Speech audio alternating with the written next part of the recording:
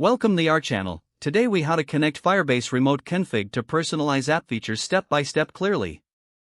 Start by navigating to the Firebase console.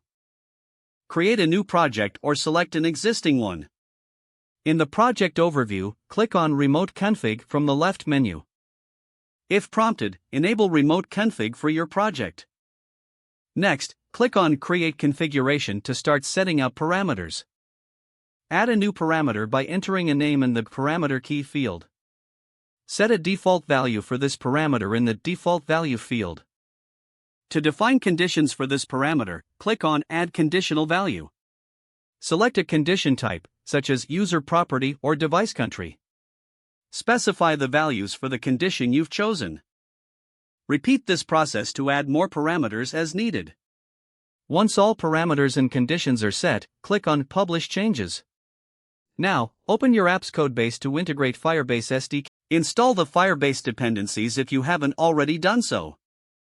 Initialize Firebase in your app using the configuration file downloaded from Firebase console. In your code, retrieve the remote config instance. Call the fetch method to get the latest parameter values from Firebase. Use the activate method to apply any fetched values. Now, access your defined parameters in the app to personalize features. For example, use these parameters to change UI elements or functionality based on user preferences. Test the configuration by altering parameters in the Firebase console and observing changes in your app. Monitor the performance and adjust parameters as needed to optimize user experience. If the page does not load, refresh the browser or try again in a private or incognito window.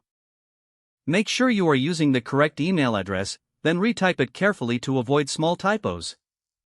If your password is not accepted, use the reset option and create a new strong password you can remember.